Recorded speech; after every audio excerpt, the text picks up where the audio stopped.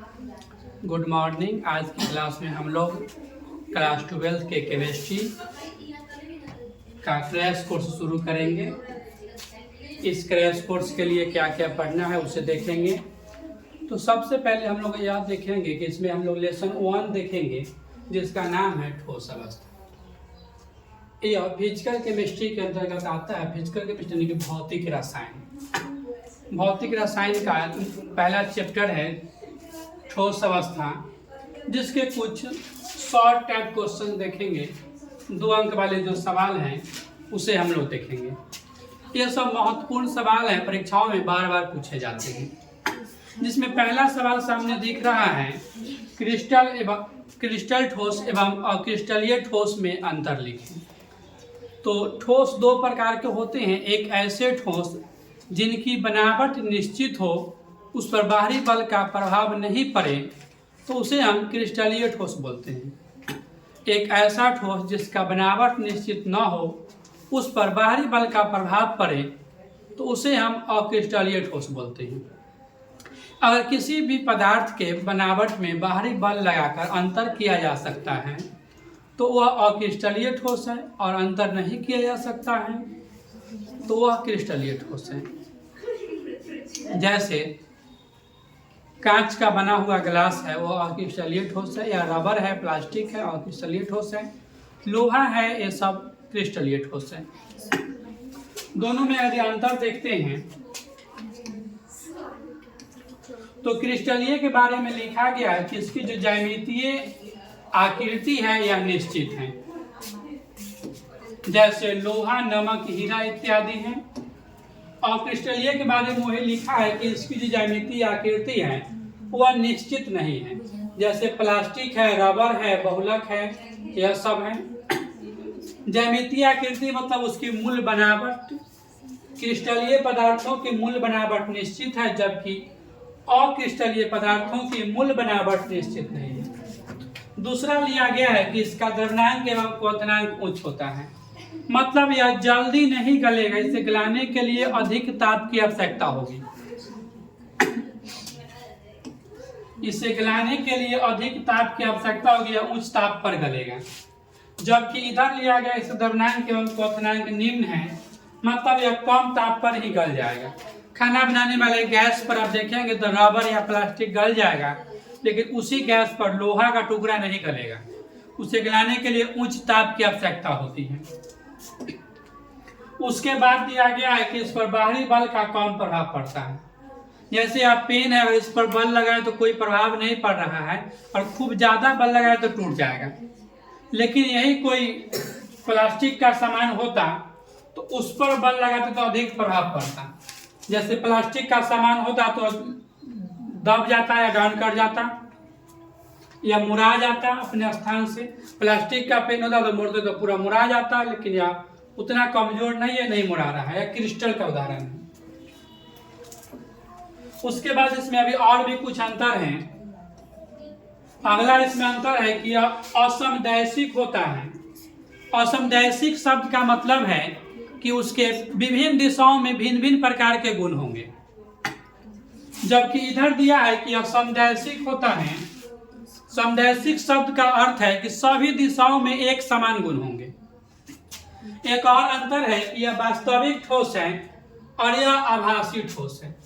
वास्तविक ठोस तो पूर्ण रूप से ठोस, और आभासी ठोस है जो पूर्ण रूप से ठोस नहीं है। जैसे कांच है, कांच ऊंचे ताप पर जाकर पिघलने लगता है, तो कांच जो है आभासी ठोस का एग्जाम्पल है। इसके साथ अब अगला क्वेश्चन आता है, आयनिक ठोस क्या है। कुछ ऐसे पदार्थ हैं जिनके निर्माण आयन से हुआ है, और आयन 2 प्रकार के होते हैं, धनायन होते हैं और ऋणायन होते हैं, प्लस आवेश वाले और माइनस आवेश वाले। तो और किसी पदार्थ का निर्माण प्लस आवेश के कण और माइनस आवेश के कण के मिलने से होता है, तो उसे हम आयनिक ठोस बोलते हैं। इसमें भी लिया गया है कि वह ठोस जिसका निर्माण धनायन एवं ऋणायन के मिलने से हुआ है उसे हम आयनिक ठोस कहेंगे। जैसे NaCl है, तो NaCl में Na प्लस है, Cl माइनस है, KCl में K प्लस है, Cl माइनस है। उसी प्रकार Mg प्लस है, Cl माइनस है, H प्लस है, SO4 माइनस है। ये सब आयनिक ठोस के एग्जाम्पल है। आयन बनाते हैं, इसके गुण लिए गए हैं, तो इसके गुणों को कहा गया है कि कठोर एवं भंगुर होते हैं। कठोर का अर्थ है कि वह मजबूत होते हैं, जबकि भंगुर का अर्थ है कि अगर उस पर बाहरी बल का प्रभाव दिया जाए तो टुकड़ों टुकड़ों में टूट जाते हैं। उसके बाद है कि इसके गलनांक एवं क्वथनांक उच्च होते हैं। तो गलनांक क्वथनांक उच्च होने का मतलब है कि जल्दी नहीं गलेगा, इसे भी गलने के लिए अधिक ताप की आवश्यकता होगी, यह भी ऊंचे ताप पर गलेगा। उसके बाद है कि विद्युत के कुचालक होते हैं। विद्युत के कुचालक का अर्थ है कि इससे हम विद्युत धारा को प्रवाहित नहीं कर सकते हैं, करंट इससे पास नहीं करता है। यह थे कुछ आयनिक पदार्थ के गुण। उसके बाद का सवाल है कि नेटवर्क ठोस या सहसंयोजक ठोस किसे कहते हैं, इसके गुण को लिखें। किसी भी पदार्थ का निर्माण होने में 3 प्रकार का बंधन कार्य कर सकता है: सहसंयोजक बंधन, उप सहसंयोजक बंधन और आयनिक बंधन। तो अगर आयनों के निर्माण से होता है तो आयनिक बंधन है। अगर दोनों पदार्थ की ओर से समान संख्या में साझेदारी करता है इलेक्ट्रॉन, तो वही होता है सहसंयोजक बंधन। और अगर किसी ठोस का निर्माण सहसंयोजक बंधन के कारण हुआ है तो ऐसे ठोस को हम बोलेंगे सहसंयोजक ठोस।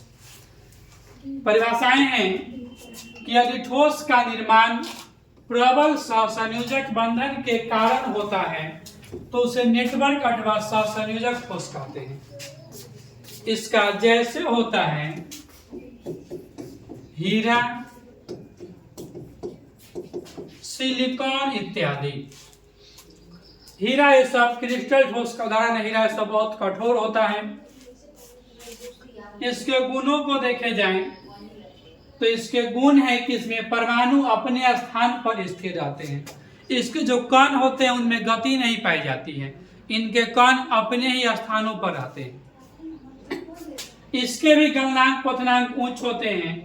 गलनांक क्वथनांक उच्च होने तक यह भी जल्दी नहीं गलता है, इसे भी गलाने के लिए अधिक तापमान की आवश्यकता होती है। उसके बाद है कि विद्युत के कुचालक होते हैं, मतलब इससे भी करंट को प्रवाहित नहीं किया जा सकता है। इससे में भी करंट देंगे दूसरे छोर पर करंट नहीं पहुंचेगा। जैसे यहाँ से यहाँ तक एक तार हो तो इस तार पे करंट जोड़ा जाए तो यहाँ करंट का फॉलो नहीं पहुंचेगा, करंट बीच में समाप्त हो जाएगा।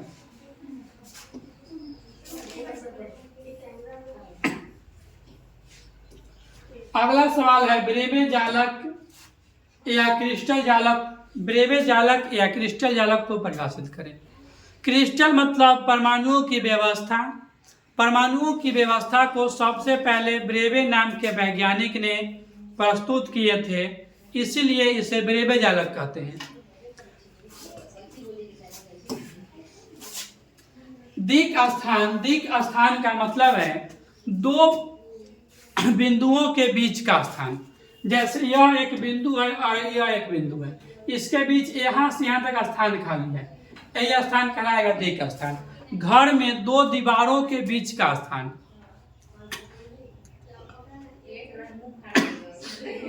दो दीवारों के बीच का स्थान होता है दिक् स्थान, या इस बिंदु से इस बिंदु के बीच का स्थान है दिक् स्थान। तो दिक् स्थान में परमाणुओं का, बिंदुओं का जो व्यवस्था होगा उसी व्यवस्था को बोलते हैं ब्रेवे जालक या क्रिस्टल जालक।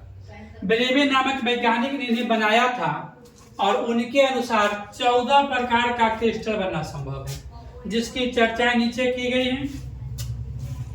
घनीय प्रकार के बनेगा तो इसमें 3 गो बनेगा, विषम लंबाक्ष में 2 बनेगा, विषम लंबाक्ष या ऑर्थोरॉम्बिक में 4 बनेगा, एकंताक्ष में 2 बनेगा, षटकोणीय का 1 बनेगा, त्रिसम ताक्ष का 1 बनेगा और त्रिन ताक्ष का 1 बनेगा। कुल मिलाकर 14 बनेगा। मूल क्रिस्टल तंत्र की संख्या 7 है, इसी को कहते हैं मूल क्रिस्टल तंत्र, और इसकी संख्या 7 है। 1 2 3 4 5 6 7। तो जो भी मूल क्रिस्टल तंत्र है वह 7 तो सामने है, इसकी संख्या 7 है। जिसमें जितना बन रहा संख्या दिखाया गया है। कुल मिलाकर संभावित जालक की संख्या 14 है। यह सब मिलाकर 14 को बन रहा है और सबसे अधिक ऑर्थोरम्बिक में 4 को बन रहा है। ऑर्थोरम्बिक क्रिस्टल को 4 प्रकार से दिखाया गया है। अगला सवाल है कि समन्वयन संख्या या उप संयोजन संख्या क्या है। तो किसी भी पदार्थ को घेरने वाले जो कण होंगे उनकी संख्या कहलाएगी उप संयोजन संख्या या समन्वयन संख्या। जैसे एक लाइन में देखा जाए, एक लाइन का व्यवस्था है, तो इसमें इस कण को, एक कण को घेरने वाले एक कण इधर से एक कण इधर से है, तो इसमें एक का समन्वयन संख्या 2 होगा, इधर दिखाया गया है। दूसरा दिखाया गया है वर्गाकार समतलीय व्यवस्था में, इसमें बीच में कण है, इसको घेरने वाले 4 कण हैं, तो एक के CN नंबर इसमें 4 है। अगर अष्टक स्ट्रक्चर में देखें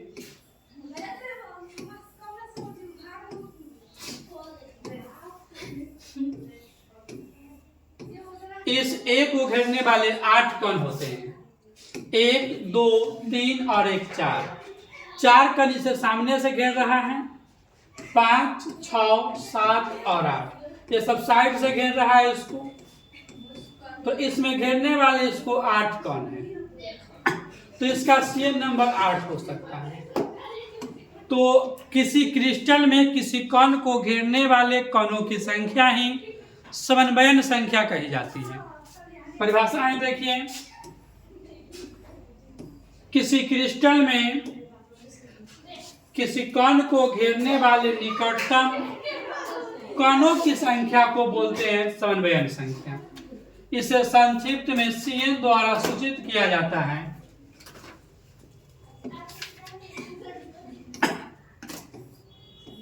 अगला सवाल है कि शॉर्टकी एवं फ्रेंकल दोष क्या है। तो शॉर्टकी एवं फ्रेंकल दोष क्रिस्टल दोष है और यह दोष आयनिक क्रिस्टल में पाए जाते हैं। ऐसे क्रिस्टल जिनका निर्माण आयनों से होता है, प्लस एवं माइनस के मिलने से होता है, वैसे क्रिस्टल में शॉर्टकी और फ्रेंकल दोष पाए जाते हैं। जब क्रिस्टल से समान संख्या में पॉजिटिव और निगेटिव प्रकार के आयन, प्लस और माइनस आयन की कमी होती है और गायब हो जाते हैं, तो उत्पन्न होने वाले दोष शॉर्टकी दोष कहे जाते हैं। लेकिन क्रिस्टल में कोई कण गायब न हो, एक धनायन अपना स्थान छोड़कर साइड हो जाए, अलग कहीं स्थापित हो जाए, तो वैसे दोष फ्रेंकल दोष कहलाते हैं। जब शॉर्टकी दोष में कण गायब हो जाता है, द्रव्यमान घट जाता है और उसके कारण घनत्व में कमी आ जाती है, जबकि फ्रेंकल दोष में ऐसा नहीं होता है। परिभाषाएं से देखें तो ठोस के क्रिस्टल में समान संख्या में धनायन एवं ऋणायन गायब रहता है तो शॉर्टकी दोष होता है। यह दोष कि NaCl, KCl, CHCl इत्यादि क्रिस्टलों में पाए जाते हैं। देखिए इसमें एक यहाँ से प्लस गायब है, एक यहाँ से माइनस गायब है, तो यह दोष शॉर्टकी दोष है। जबकि यह फ्रेंकल दोष का उदाहरण देखें तो फ्रेंकल दोष में कोई भी कण गायब नहीं है, कोई अपना स्थान बदल दिया है। यह माइनस है, यहाँ पे प्लस होना चाहिए था, यह प्लस यहाँ न रह के अपना स्थान बदल के यहाँ चला गया, यहाँ से यह प्लस गायब हो गया है और यहाँ पर स्थापित हो गया है। द्रव्यमान तो सेम है क्योंकि कण जो यहाँ था वो कण यहाँ चला गया, कण में कमी नहीं आई। तो इस प्रकार के दोष जब धनायन अपना स्थान छोड़ के अंतराकाशीय स्थल पर चला जाए तो उत्पन्न होने वाले दोष फ्रेंकल दोष कहलाते हैं।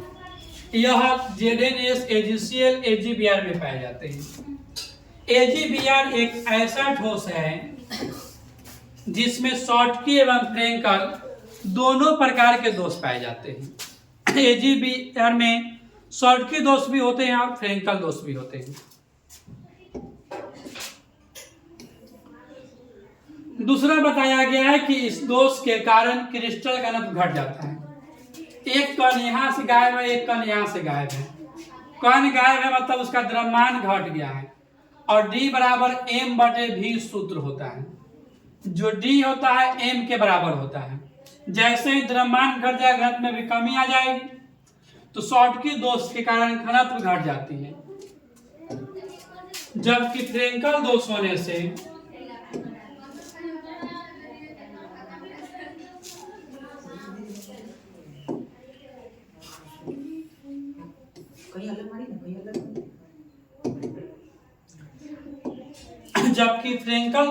से कण गायब नहीं होते हैं। जो कण आपको यहाँ पर थे वह कण यहाँ चले गए, तो इसमें द्रव्यमान ही नहीं घटता है, तो इसीलिए इसके घनत्व में भी कोई परिवर्तन नहीं होता।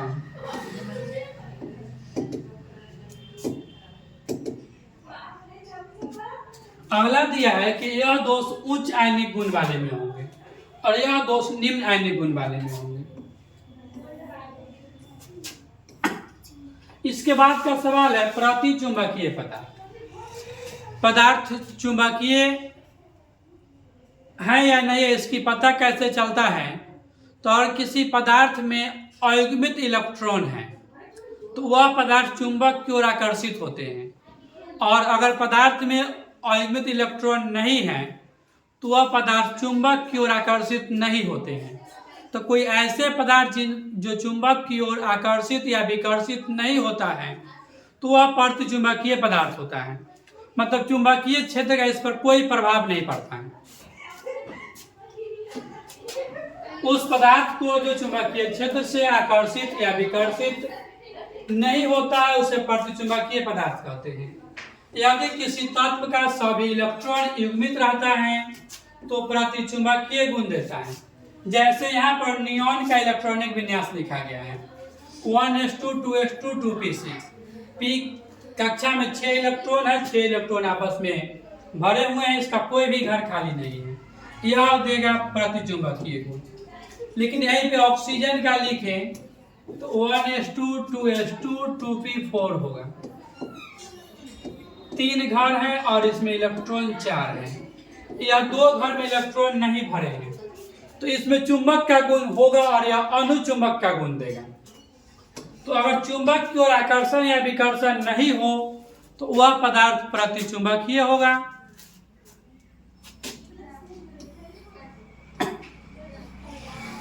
अगला सवाल है कि लौहचुंबकीय पदार्थ एवं अनुचुंबकीय पदार्थ में अंतर लिखें। इसको अंग्रेजी में फेरोचुंबकीय और पराचुंबकीय भी कहा गया है। तो अगर किसी पदार्थ में मजबूत चुंबक है, अस्थायी चुंबक है, तो लौह चुंबकीय है। अगर पदार्थ में अस्थायी चुंबक नहीं है या मजबूत चुंबक नहीं है तो वह अनुचुंबक है। मतलब जो लौह चुंबक है वह अस्थायी रहता है और जो अनुचुंबक है वह अस्थायी है, उसे उत्पन्न किया जा सकता है, वह स्थिर रहता नहीं। यह अस्थायी चुंबक है जबकि यह अस्थायी चुंबक नहीं है। चुंबकीय क्षेत्र न हो, अनुपस्थित हो, तो भी इसका चुंबकत्व कायम रहेगा, और चुंबकीय क्षेत्र न हो तो इसका चुंबकत्व गायब हो जाएगा, नष्ट हो जाएगा।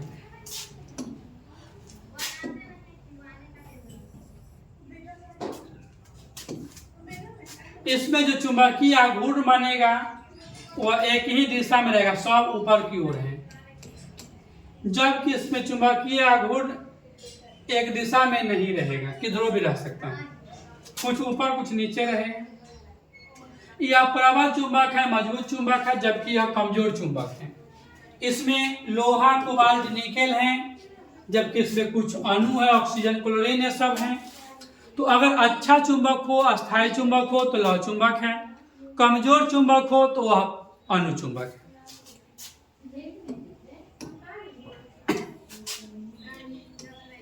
अगला सवाल है कि बिंदु दोष को परिभाषित करें। ठोस द्रवा में फ्रेंकल दोष क्यों हो जाता है। तो किसी भी क्रिस्टल के बनावट में जो बिंदुओं की निश्चित व्यवस्था होती है, मूल व्यवस्था होती है, वह बिंदु दोष, और उसमें कोई अगर विचलन उत्पन्न हो जाए, उससे कुछ फॉल्ट हो जाए तो वह बिंदु दोष है। जैसे यह ठोस की बनावट है,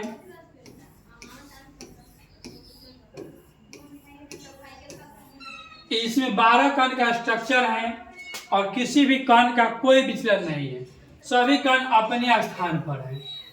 लेकिन अगर इसमें से एक कण गायब हो जाए या इसमें से एक कण अपना स्थान छोड़ के कि खाली स्थानों में चला जाए, तो इसके कारण उत्पन्न दोष जो होते हैं वो बिंदु दोष कहलाते हैं। इसमें एक प्लस एक माइनस का व्यवस्था रहता है, तो जो प्लस का आकार होता है माइनस से छोटा होता है।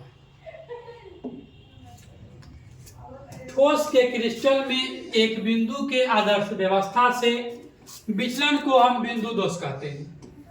ठोस हवा में फ्रेंकल दोष इसलिए आ जाता है क्योंकि इसमें धनायन का आकार छोटा होता है और इन आयनों को अपना स्थान छोड़ना एवं क्रिस्टल जालक में स्थान प्राप्त करना आसान हो जाता है।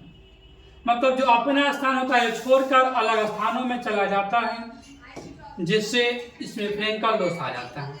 जैसे AgCl, AgBr, AgI, ZnS ये सब फ्रेंकल दोष उत्पन्न कर सकते हैं।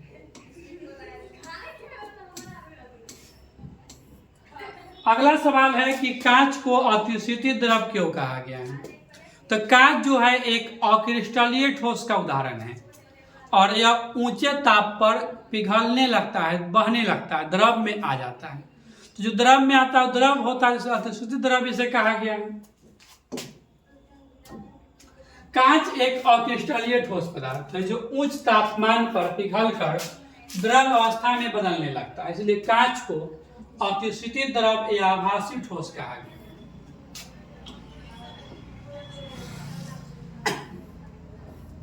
अगला सवाल है कि CaCl क्रिस्टल के बनावट का वर्णन करें। तो जो CaCl का क्रिस्टल होता है उसमें CS प्लस होता है, Cl माइनस होता है और इसके जो बनावट होते हैं उसमें कण सभी कॉर्नर पर और एक कण बीच में रहते हैं। तो ऐसी बनावट को BCC बनावट कहते हैं। इसमें जो है सभी 8 कोना है और एक कण बीच में है। जैसे यह क्रिस्टल है,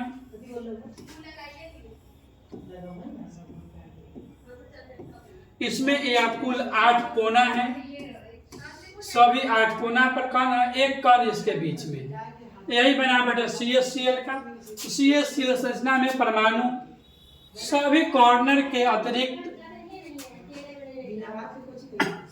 केंद्र में भी उपस्थित रहता है, अतः इसकी संरचना BCC प्रकार की होती है। तो इस संरचना का नाम है BCC।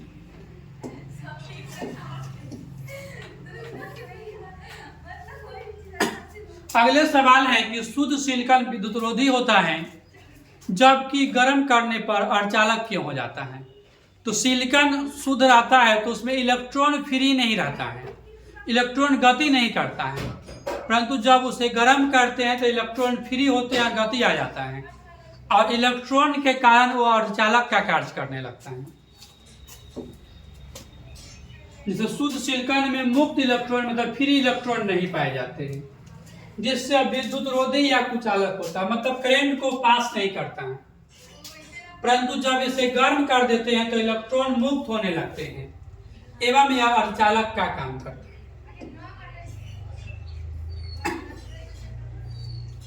अगला सवाल है कि श्वेत ZnO गर्म करने पर पीला क्यों हो जाता है। मतलब ZnO श्वेत रहता है, सफेद रंग का रहता है और उसे जब हम गर्म करते हैं तो पीला रंग का क्यों हो जाता है।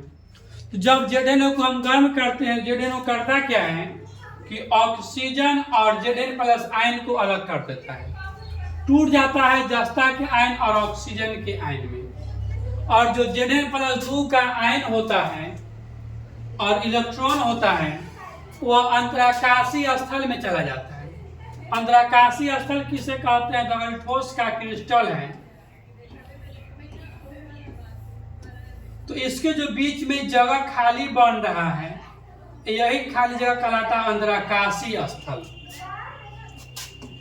और इसमें जो इलेक्ट्रॉन है और आयन है दोनों अंतराकाशीय स्थल में चले जाते हैं, जिस कारण F केंद्र बना लेते हैं और इसका क्रिस्टल पीला दिखाई देने लगता है, रंग में परिवर्तन आ जाता है। अगला सवाल है कि F केंद्र क्या है। तो एफ केंद्र होता है कि जब क्रिस्टल में ऋणायनिक रिक्तियों द्वारा इलेक्ट्रॉन को पकड़ लिए जाते हैं तो उत्पन्न दोष एफ केंद्र कहलाते हैं, और एफ केंद्र के कारण क्रिस्टल का रंग पीला पड़ जाता है। जैसे ठोस का क्रिस्टल हो,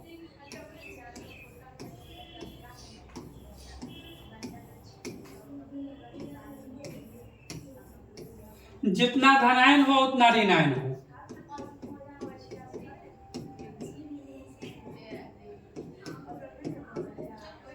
इसमें कोई भी ऋणायन गायब हो जाए और उसके जगह इलेक्ट्रॉन ले लें।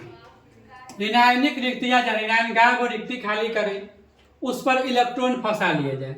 जैसे यह ऋणायन हट रहा है, इलेक्ट्रॉन आ रहा है, तो इलेक्ट्रॉन के आने से क्रिस्टल उदासीन रहेगा, क्योंकि क्रिस्टल पर भी इलेक्ट्रॉन पर भी ऋणावेश होता है।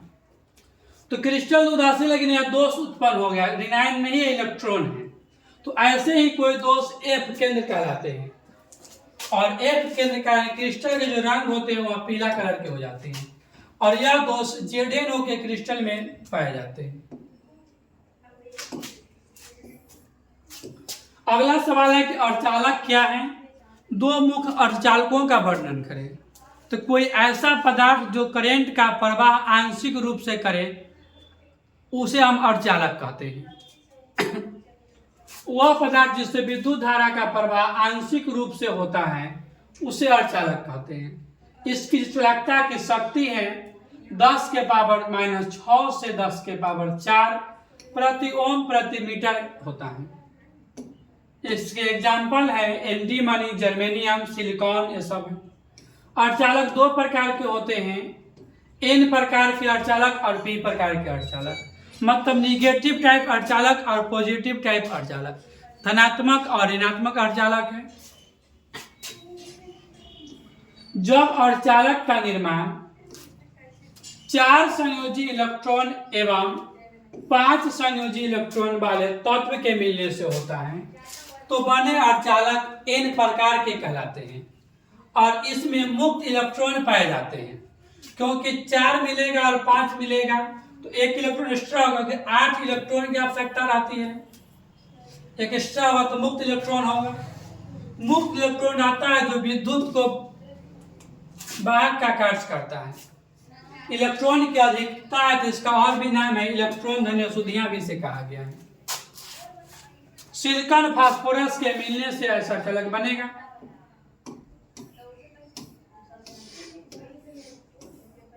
इसके बाद है पी प्रकार के अर्धचालक। तो इसमें 4 के साथ 3 मिलाएंगे। जब हम 4 वाले के साथ 3 वाले को मिला देंगे तो बने अर्धचालक कहलाएंगे आपको एन प्रकार के अर्धचालक। तो कहलाएंगे एन प्रकार के अर्धचालक। इसमें जो होते हैं धनात्मक छिद्र पाए जाते हैं। धनात्मक छिद्र पाए जाते हैं जो करंट को पास करने के काम करते हैं। जैसे इसमें आ जाएगा जर्मेनियम एवं एल्युमिनियम के मिलने से अर्धचालक। इसी सवाल के समाप्त होने के साथ आपका लेसन 1 ठोस अवस्था समाप्त होता है। इसके महत्वपूर्ण सवाल को बता दिए गए हैं। अगले वीडियो में अगले लेसन 2 के साथ मिलते हैं।